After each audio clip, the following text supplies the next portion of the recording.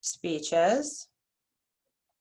And then I should do this too, just so it's easy peasy lemon squeezy to get to.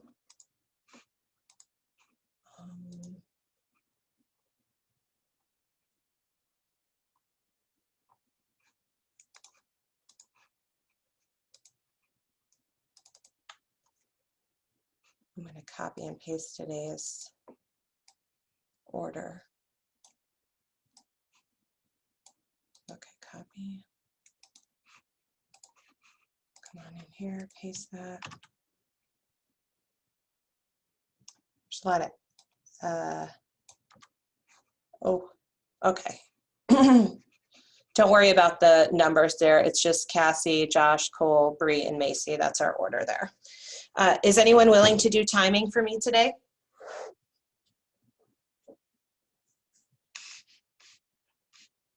Oh, all right. Since I don't have a volunteer, and I see a lot of... I can do it, but I'm going today. No, I don't want you to do it. I'm going to ask Kenny to do it because he looks like I'll do it. Oh, all right. Andrea's going to do it for you, Kenny. Okay, thank you, sir. So remember, we are doing the thumbs up at 5 minutes and the wicked surprise emoji celebrating 7 minutes.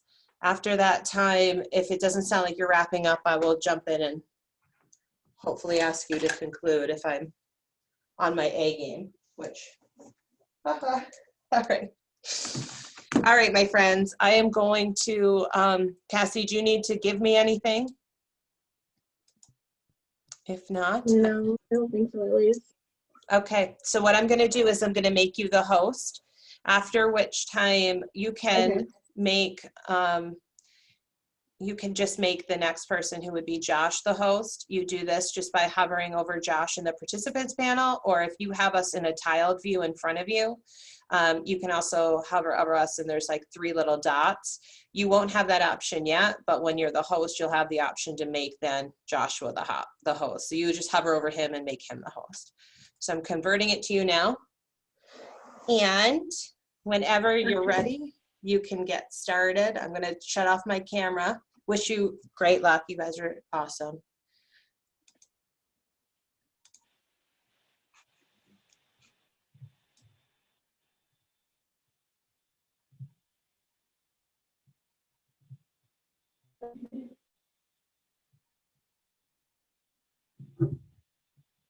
Why is it you don't say you're welcome after someone says thank you and please to you? Is it based on self-ego? Do you realize that it affects other people's like moods and stuff? Hello, my name is Cassandra Nickerson, and today I'm going to give you 3 ways on how to improve your manners. Tip 1, say please and thank you when you want something. Oh shoot, hold on. Tip 1, saying please and thank you. It shows a sign of respect. It does not show that we're demanding. According to Alan Henry from the article Importance of Saying Thank You and Why We Should Say It Often, stated, being appreciated is one of those things that really motivates us. If someone says you're welcome and thank you to me and that I'm doing a great job, I do more of a I improve my skills. Another reason why saying please and thank you can go a long way is in this article previously.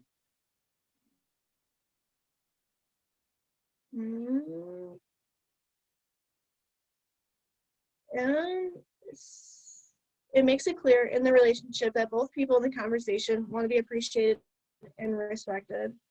If I show someone respect and that I'm thankful for their time and effort, they will notice my manners and they'll give me in return. With that being said, please and thank you is not much, but it's a very big start in your manners. You never know what others are going through. Appreciate the small gestures. And then here, I just put like some of the places that you should say them. So like when you're done ordering at a restaurant or going through a drive-through, when you're done at the doctor's, or you're at the store asking for help, it's just like the little things. Tip number 2. You ever feel like someone is not paying attention to you based on their body language? Body language and how you present yourself to others can affect poorly or greatly. When slouching and crossing your arms and legs, it can send a wrong message to someone. It can change the tone of the whole conversation. According to Lauren, I don't know how to pronounce her last name, so that's okay. In the article, How Reading Body Language Can Improve Your Relationship, she stated, if someone comes into the room slouching with their eyes on the ground, we tend to think that they are either sad or lack of confidence. Presenting yourself to others can affect the tone. They do not know like what you're going through. Stand up tall and just be strong. Just present yourself greatly. But not only is the way that you stand and present yourself very important, eye contact is the key. Stated in the previous article above, there is a common belief that there is someone lying to you when they will not make eye contact with you. Next, if the other person is making eye contact with you as you speak, it shows that they are listening. When someone does not look at you in the eyes when you are talking, it's kind of rude, you know? You're telling a very important story and they just don't listen.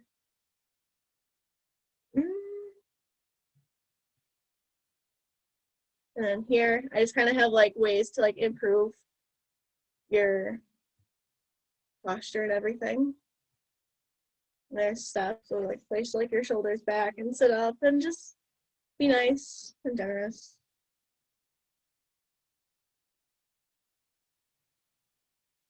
Furthermore, about manners. My last point or step is based on why we should think about others. From my own personal experience, I never want another human being to feel what I felt when being the last resort of a conversation.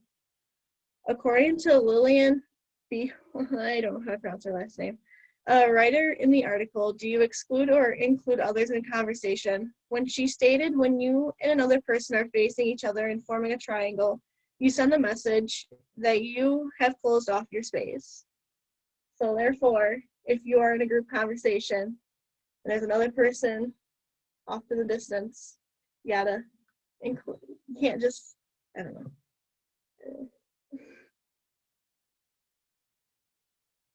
You set yourself up for, okay, hold on. That group does not want others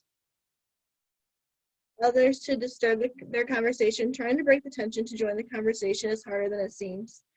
As in the previous article above stated, when you are the person trying to join two people who have assumed the stance, you set yourself up for rejection, meaning the group does not or is not ready for another to join the conversation.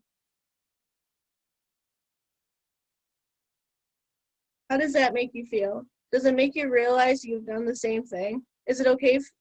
It's okay. We are all humans. We make mistakes, but now it's time to fix them and make them right. With everything being said, we are all humans living and breathing in a global pandemic. It is very stressful, but we need more light in the darkness right now. Today, I talked to you about why we should say please and thank you more, how to present yourself more respectfully.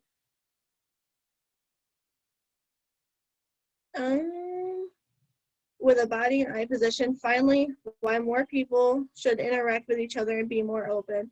I hope that you learned that you could change the world with these small steps, doing little things.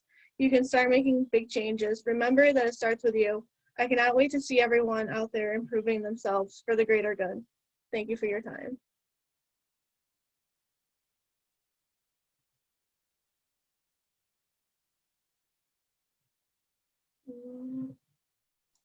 Nice work, Cassie. Whoever is doing time for me, if you could just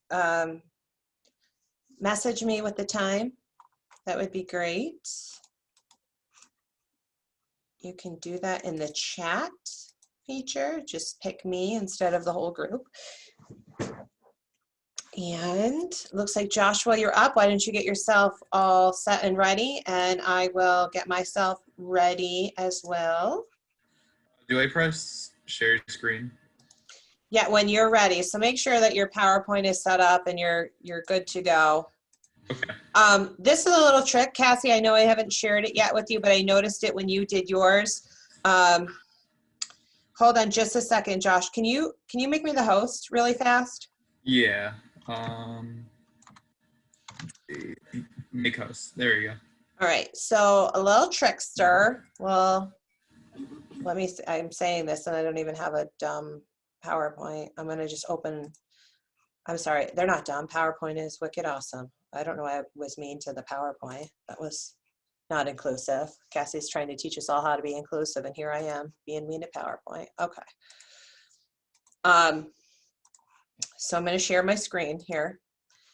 And this is, you know, what it looks like when you open it up. You get into PowerPoint and then you have to present. You kind of get locked into presentation mode, don't you? So it's hard to just start presenting there. This is just a little trick. You're not all going to get it, but you can use the Alt tab. So if you hold down Alt and you just quickly hit the tab button. Do you see this in front of you? Do you guys see that all of my windows are open? Or do you just see the PowerPoint? Just the PowerPoint. Okay, so you can toggle between what you're doing. So before you share the screen, you can open up your PowerPoint in presentation mode. You can hold down the Alt button, press Tab, and then click over to PowerPoint. That's like high level stuff, guys, but you can do it. It is possible. So you're not gonna be marked off if you don't get it. But I just want to show that to you because when we jumped into Cassie's PowerPoint, it reminded me that that was a feature that you could do. You can play with it and see if you get used to it. It's just one way to make it look real smooth when you're presenting. You did a nice job. Thank you, Cassie. I'm gonna throw hosting back to you again, Josh, and I don't understand why it won't let me. Are you still the host? Oh, I know. I'm on the wrong person. It's so, okay. so many things. So many things. Okay, All right. I'm gonna stop talking. You're gonna do great. Okay, bye guys. Okay. Share. Is it on full screen for you guys? I don't. Wait. No, you have to hit the presentation button on the bottom. Okay. All right. It's there we go. Okay. Have you ever wanted to have a world that you can control? Have you ever wanted to create a famous structure or a town in a world where you can design it in your own way? Well, good news is that there is a game that enables you to do that. Minecraft is a game that uses blocks, and it can let the player become creative and make their own structures and all that. It's also an open world game. It's also an open world game where it lets you explore various places like biomes, caves, and villages. So with that in mind, let's explain the 3 reasons of why Minecraft is why it has potential for both players and the creativity aspects. So, okay. So on point number 1, we are going to talk about how creative the players can go. In an article from Iowa State University, they posted the game, which has sold more than 100 million copies, and allows players to explore unique worlds and create anything that they can imagine. The game has numerous options users can do. If there are those that want to challenge themselves to survive in Minecraft, they can choose a mode that lets them survive and create, but in a harder way, where they must craft what they want to create. So it like becomes like a challenge for them and all that, which I don't know, some games kind of need challenges, I guess. If survival is not what the player wants to do, they can choose another mode in which they are able to create without limitation, which is creative. And a lot of, I've seen on YouTube, there have been a lot of people creating a lot of nice creations, and they also make tutorials, which is really cool. So if you want to just follow along like that, it's kind of like Legos. That's kind of how I do it, I guess. So let's move on to our second point of why Minecraft has potential.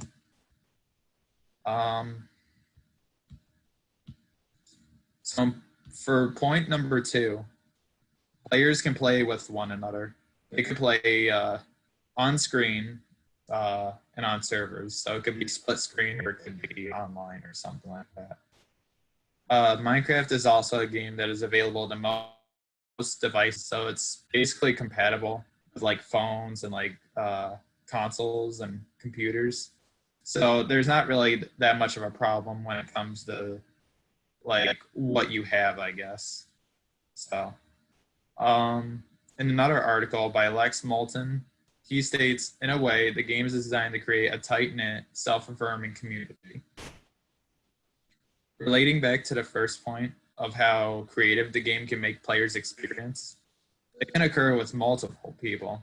So in a social aspect, players can communicate their ideas of what they want to create and collaborate with some of their friends. The game creates teamwork and can lead to many unique creations based on like everyone's passion. So okay. So lastly, players can get some education and measurements involved within the game. In an article from Janelle Randazza, she states, if you haven't heard of Minecraft yet, mark our words, your kid is going to play it any day now. But according to every expert we spoke to, this is actually one of their favorite games, and we highly recommend as an engaging and subversively educational game. What was mentioned before was that Minecraft was basically a game that uses blocks mostly to allow players to create. The benefits of using blocks and all that is that players can kind of measure using the blocks and are able to count how many blocks are needed. So like if they're trying to create like a house or something, they can kind of, there could be like 1 block, 2 blocks, 3 blocks, and it can, I don't know, it's cool. They can just measure the house. It's kind of like real life, I guess. It's like a made up measurement, I guess. So in conclusion, Minecraft is a game in which players can interact in many ways and are able to share their ideas in the game.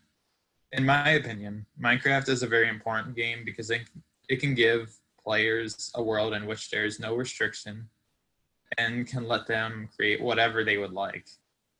Today I spoke to you about why Minecraft has potential for players. I spoke the importance of how creative the game is, how the game can provide teamwork, and how educational it is. Thank you for listening, and I hope you guys try Minecraft soon.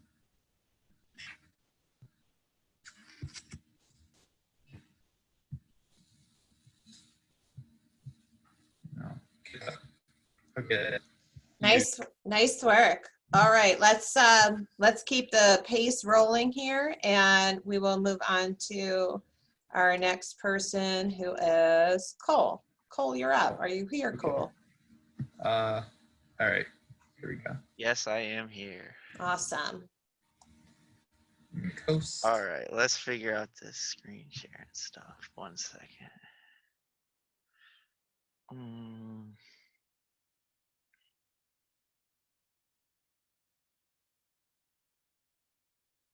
Mine wasn't on PowerPoint. I guess I didn't get the memo, but I just got like some notes and stuff. All right, shoot, I kind of want to see you guys before I start. Actually, no. All right, can you guys hear me? I think so. Let me see.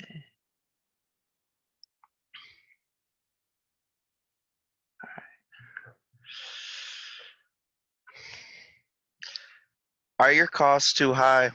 Do you not have any spending money at the end of... Wait. Let me restart before I get too far into it. All right.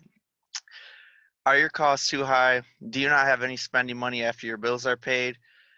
If you had the chance, would you try to lower your cost of living while at the same time passively saving thousands of dollars? Would you like to be your own boss to your own business? Well, you can by starting off with a real estate investment, doing the process of house hacking.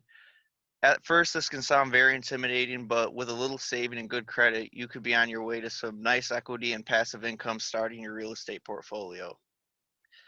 In the article, What is House Hacking by Dave LaPlante, he gives a perfect definition of what it is. House hacking is a great real estate strategy, real estate investment strategy when owning multi-family rental properties. House hacking is when you live in one of your multiple units of your investment property as a primary residence and have renters from other units paying your mortgage and expenses. Therefore, doing this, you can save tons of money for yourself because you're now the landlord of your property and you get paid rent by your tenants every month covering your costs to live there. In the article, Renting versus Owning a Home, What's the Difference? By Christina Majaski, she states, whether to rent or buy the place whether to rent or buy the place where you live is a major decision. It doesn't just affect how much money you have left at the end of every month. It also affects your lifestyle and the size of the savings you accumulate over the years.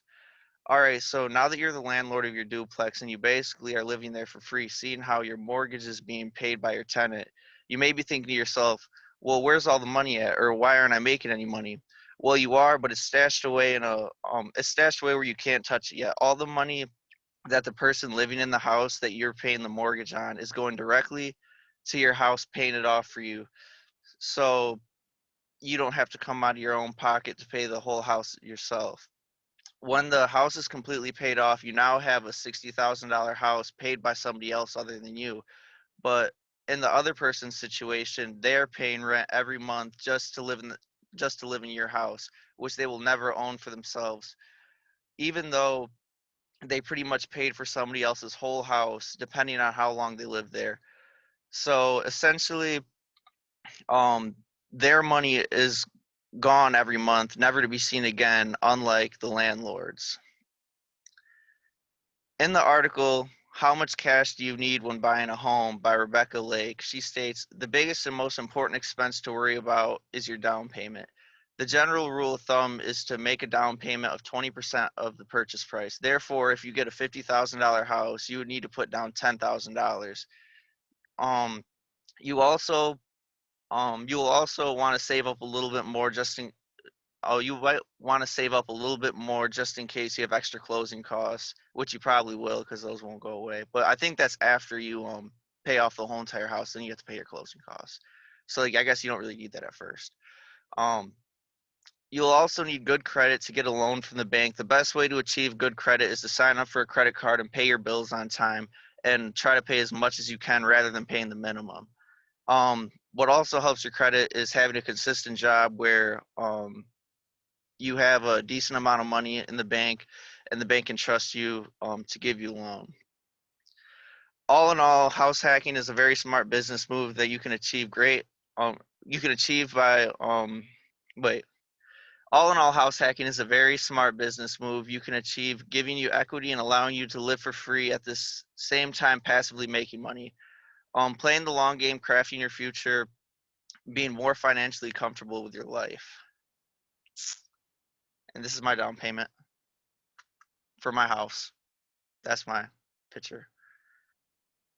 But I'm not buying a house until I'm out of school. So when I'm out of school, I'm gonna get a house and I'm gonna be living for free. And that's all I want to say.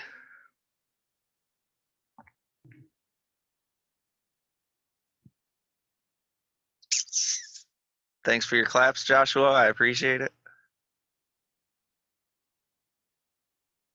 All right, let's stop sharing now.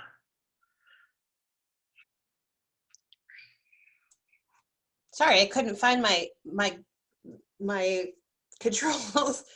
Nice work. However, I do need to correct you in case anyone's running out the door to go do a a building hack or whatever what did you just House hacking. house hacking, you do need the closing costs. The closing costs are not for the they're not for the end of the loan, they're for establishing the loan. So that's the Yeah, money that's what I was you pay to the thinking. Because bank. this dude at my work, he was saying I didn't have to pay my closing costs until I was like done paying on the house. You just pay it right after. I was like, really? Like No, I thought you needed that like when you put down on the house and you got your loan.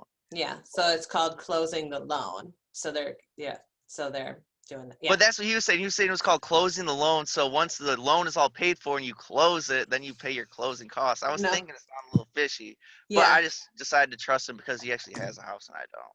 No, yeah, that money you pay when you're done paying off your mortgage is for a super awesome party because you have all of that money that you now don't have to pay a loan on. Anyway, all right, good topic. Let's move on. Ah, my friends, who's my next person? Bree, is it you? You Yeah. ready? Okay. Yeah, I'm ready. Cole, may you please make Bree the host? I'm the host, you say? Hmm. All right, I don't really know how to do that. I'm sorry. Let's see.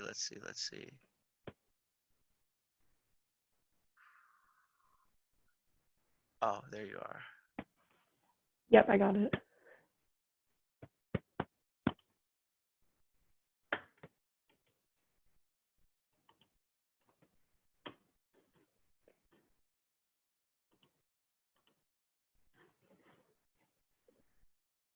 Okay. Have you ever been to a body of water and seen a jet ski flying across it? I have, and they looked like so much fun. I actually decided to buy one this past summer. Now I can join other people with jet skis and enjoy the water and have so much fun doing it. Today, I want to share my experience with my jet ski and how you too can ride one. First, I will talk to you about the different types of jet skis you could potentially buy.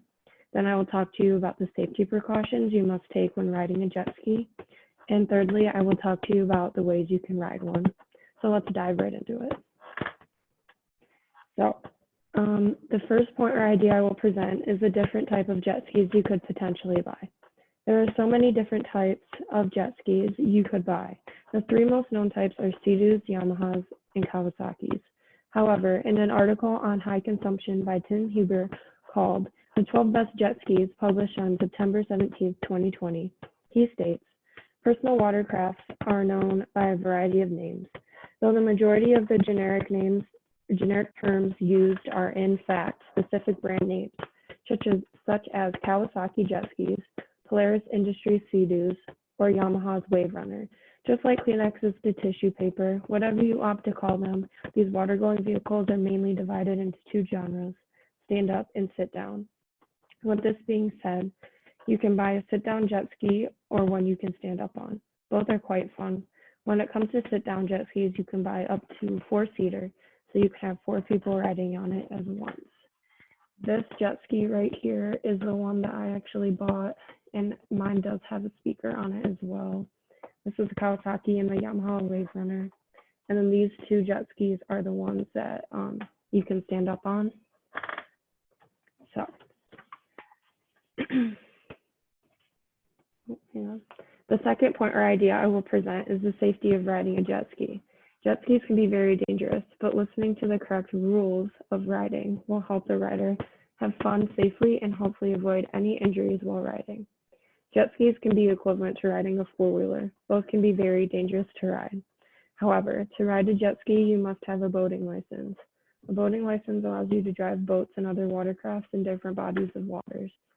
You have to take the boating course. You can do this online to be able to get your license. During this boating course, you will watch videos on different watercrafts and learn how to properly drive them, the rules of the water, and safety while using them.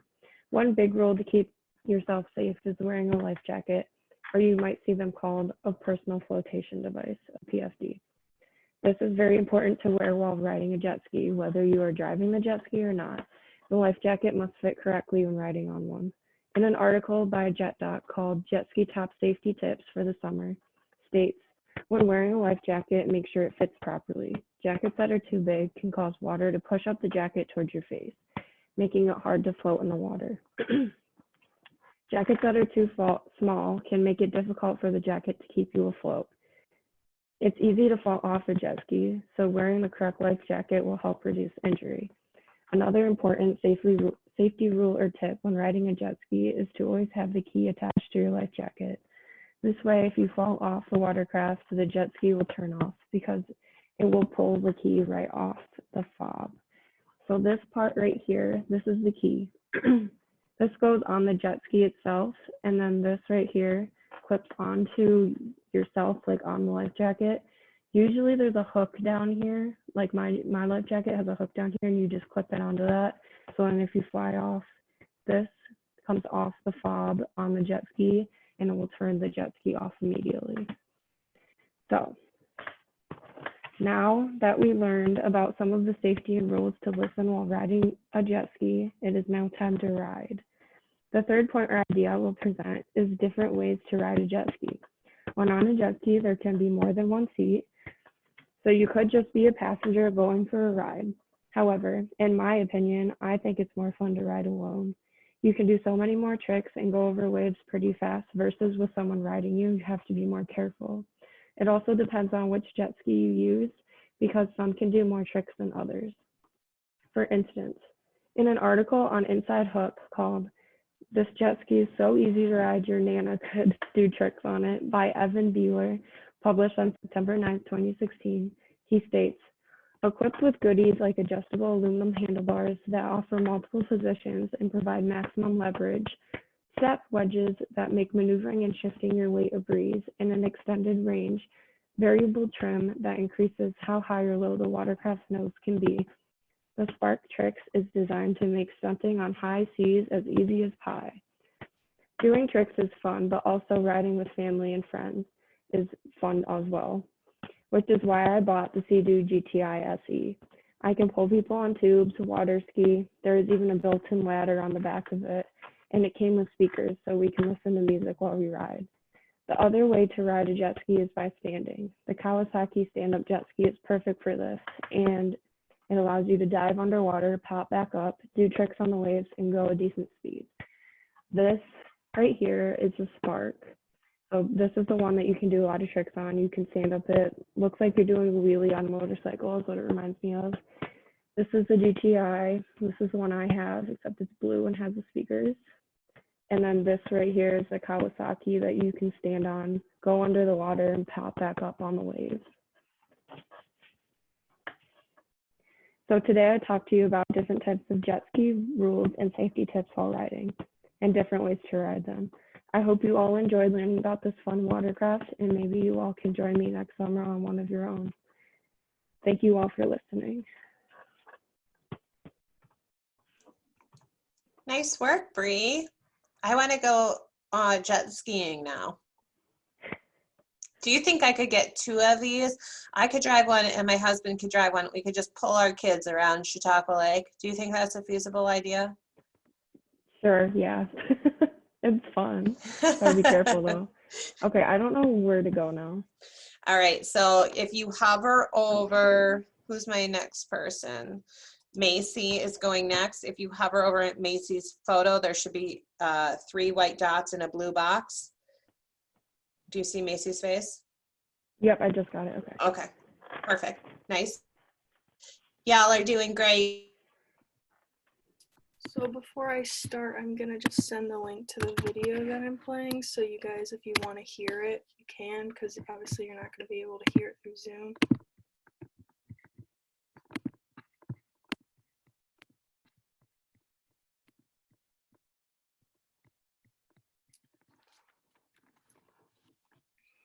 Okay, so I'll start. Steph Curry is an NBA basketball player who plays for the Golden State Warriors and is one of the top shooters. He once said, "The best shooters shoot the exact same way every single time they look at the basket." Hi, I'm Macy Lumark, and today I'm going to inform you how to shoot a basketball. There are 3 things that will help you become a better shooter. First is confidence, second is shooting, and third is practice. Let's get started. First, I would like to explain why confidence is important when shooting a basketball. In a tight game, you might need to be the player to make a game-winning shot. Having confidence to step up and knock it down gives you the ability to overcome fear and contribute to the team. In the article, The Importance Confident Plays on the Court, published by Sports Psychology for Basketball on July 5, 2013, the author states, "Confidence is the ability to face challenges with a sense of control and belief in your ability to overcome those challenges. The confident player is equipped to play through adversity and reach their peak physical abilities, resulting in optimal play and contributions to their team. The more confidence you have when shooting the basketball, the more likely it will go in. I personally have developed confidence when shooting the basketball and know that if you believe you will make it, you will. Also, just knowing the fundamentals of shooting a basketball is not enough to be great. Having confidence while you shoot is proven to increase the number of shots made." In the article, The Most Confident Players in the NBA, published by Bleacher Report on March 25, 2016, the author states, "Steph Curry is shooting 50% from a range where the rest of the league is shooting 7.5%. He has the confidence to not only take but make shots that no one else should even think about." Having the ability with confidence can increase your shooting percent and allow you to be a better shooter than someone who may not be confident. Confidence is a key component when learning how to shoot. It is a mental strategy that can help while overcoming challenges like making a game-winning shot and can help with your overall shooting. In addition to having confidence, you need to learn the fundamentals of shooting. There is an acronym that many of my coaches tell me called BEEF. The B stands for balance. Have your feet shoulder width apart and your feet slightly staggered. Typically, your shooting foot is a little forward. You should be in a comfortable stance. The E's stand for eyes and elbow. When shooting, you need to look at the basket. This helps with aim and accuracy. Also, you want to tuck your elbow in. Having your elbow pointed out causes you to shoot crooked. The F stands for follow through. Extend your arm straight up and flick your wrist. My coaches always told me it was like reaching into a cookie jar. Here is a video that demonstrates the acronym BEEF. It's for balance. You'll notice that Jared is in a good balanced position. He's a right-handed shooter, so his right foot is just slightly forward, okay?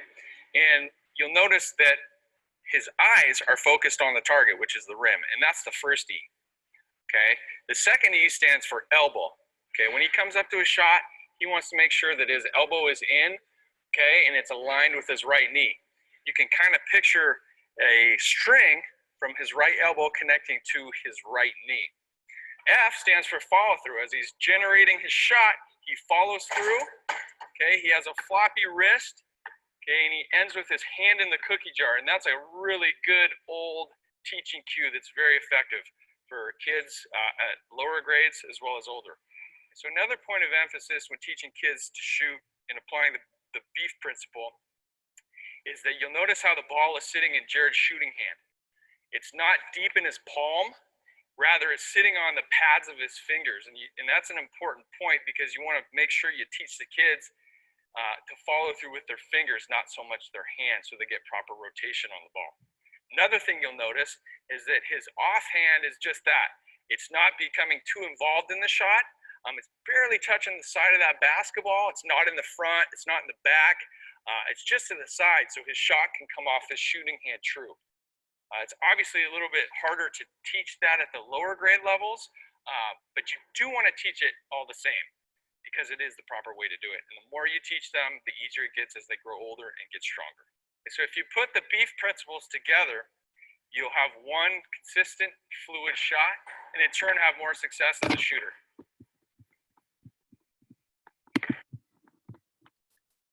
Lastly, the third key to having a good shot is practice.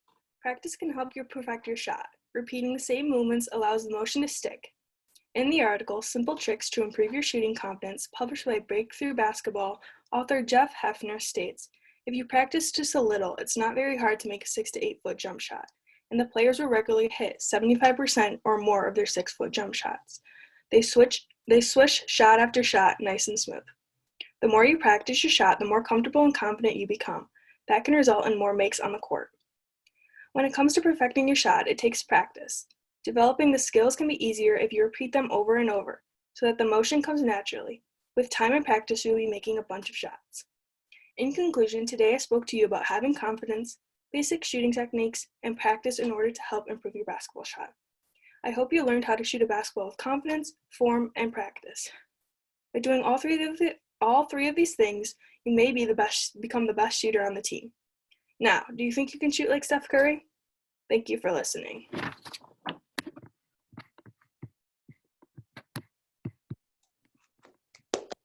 Yay!